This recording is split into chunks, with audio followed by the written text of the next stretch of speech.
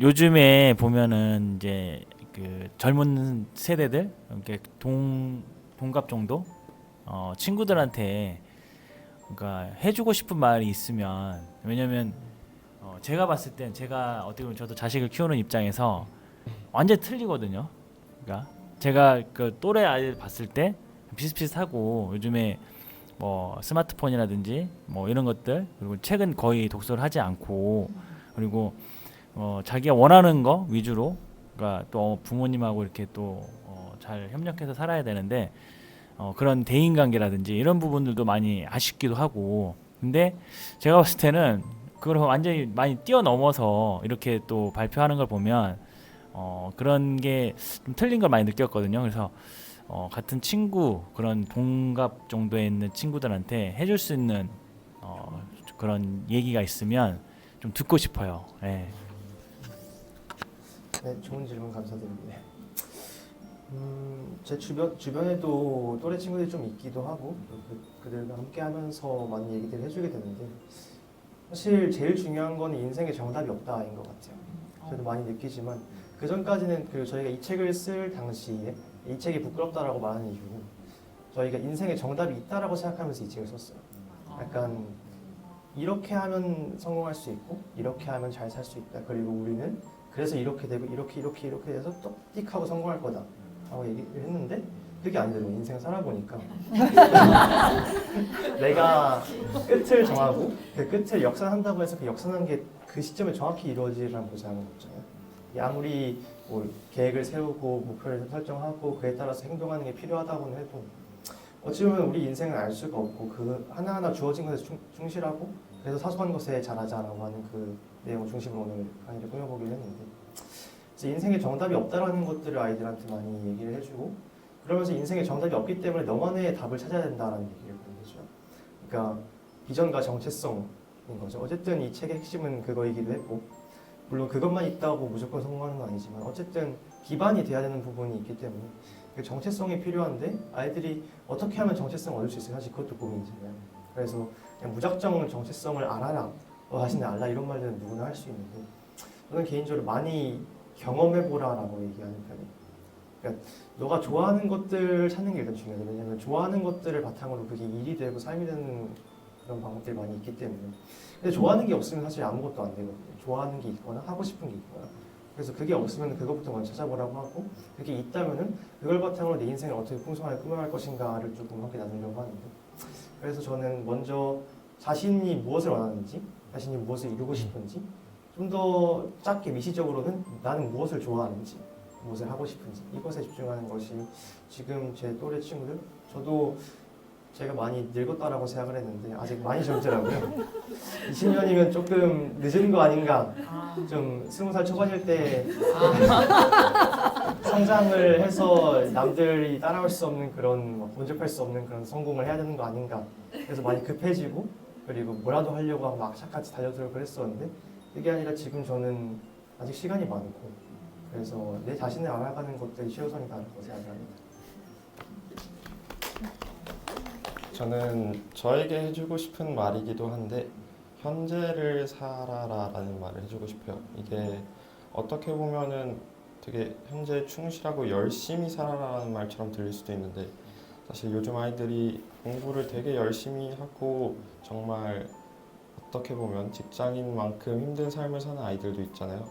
그런데 그게 어떻게 보면 현재에 충실하는 삶처럼 보일 수 있는데 저는 미래 때문에 현재를 희생하고 살아가는 것처럼 보이기도 하고 그리고 과거에 자책하면서 많이 우울해하기도 해서 그 우울과 불안은 사실 과거와 미래에 살고 있기 때문에 나오는 것이기 때문에 저는 현재에 충실을 하라 현재를 좀 느끼고 즐기고 걸어가다가 하늘을 보고도 행복해할 수 있으면 좋겠다 싶어서 저는 현재를 살아라라는 말을 해주고 싶습니다.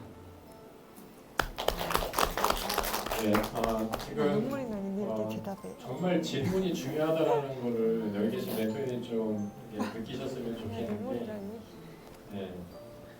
현재를 사랑하지 못했던 1인이 저희 옆에서 울고 있는 진짜 이거 뭐 그런 거 하는 얘기가 아니라 이지라는 사람이 없었어요. 그러니까 누구누구의 아내, 누구누구의 엄마, 누구누구의 누나, 누구누구의 둘째 딸 이렇게 평생을 살아왔다 보니 뭐에 집착했냐면 학교 성적이나 다른 사람들한테 인정받고 섬기고 봉사하는 것에 집착하면서 살았어. 이게 집착이었어요. 이 사람의 어떤 기질적인 성품이 아니라 품성이 아니고요. 그냥 집착이었었어요. 근데 그게 자기 자신도 몰랐었어요. 그러다 보니까 이 사람 굉장히 착한 사람인데 왜 안에 속에 이렇게 응어리가 되게 많지? 초감정이 왜 이렇게 많지? 이런 때 주변에 이 사람이 그렇게 살고 싶어 산 게 아니고요. 주변의 부모님들이, 주변의 어른들이, 세상이, 학교가 이렇게 만들었어요. 그래서 지금 그 얘기를 저희는 끊임없이 얘기를 지금 20년째, 얘가 이제 20살이잖아요. 20년째 하고 있고 또 저희와 함께하는 공동체 안에서도 왜 자기 인생인데 왜 남이 규정해 놓은 그 기준에 맞춰 이렇게 불안해하면서 아까 규환이가 너무 정확한 얘기를 해줬거든요. 근데 이게 규환이의 생각이기도 하지만 규환이가 정말 관심 있는 분야가 심리 쪽에 굉장히 관심이 있어서 그런 책들도 되게 많이 읽고 그러면서 그냥 이 이론이 아니라 얘가 삶으로 계속 보고 느끼고 실행해보고 마음에 또 어떤 그런 부딪힘도 경험해보고 하는 걸 바탕으로 이제 현재를 사랑하라라고 하는 부분으로 좀 조언을 해주고 싶습니다라고 이게 나온 거는 그냥 나온 게 아니라고 저는 생각이 돼요 지금. 그게 무슨 반응이 오잖아요. 그러니까 내가 외모는 이제 32살처럼 보이는데 그래도 마음 저보다 누나거든요. 그렇게 안 보이시지만 아버님 깜짝 놀라시네. 네, 근데 이제 안 거죠 이제. 근데 지금 이지혜라는 사람은요 가장 행복해요. 이지혜를 찾았기 때문에.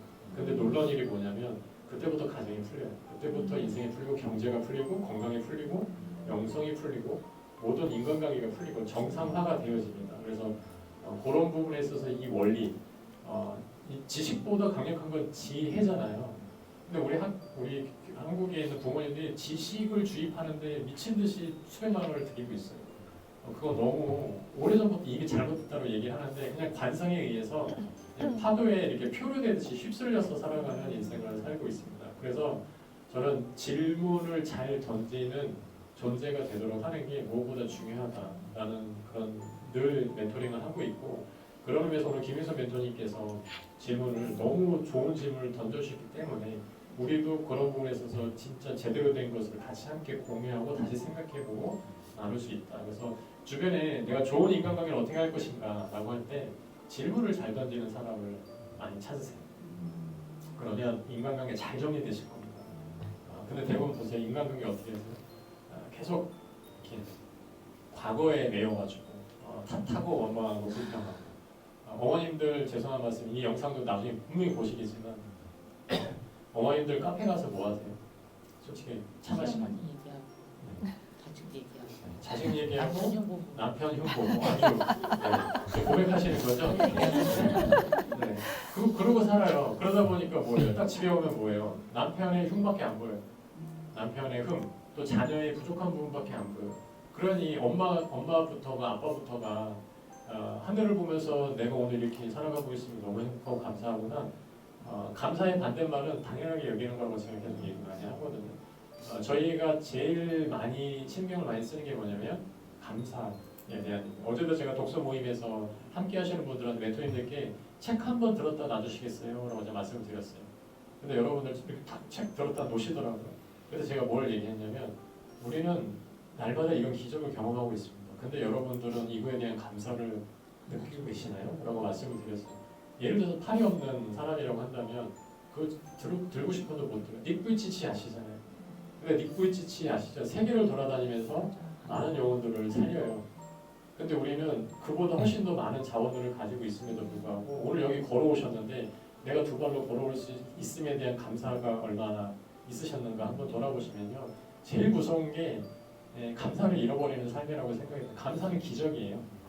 그래서 그런 차원에 있어서 규환이가 얘기한 현재를 사랑하라, 현재를 감사하라, 현재를 기뻐하라 이 말은 굉장히 철학적인 얘기고 굉장히 비전적인 얘기다라고 하는 부분으로 저는 말씀을 좀 대신해서 저도 아빠 입장에서 좀 말씀을 드릴 수 있을 것 같습니다. 그래서 지금 오늘 정말 이 시간 너무 소중한 시간이라는 느낌이 확 들거든요. 그래서 많은 질문, 그런 질문들 좀 많이 던져주셨으면 좋겠습니다.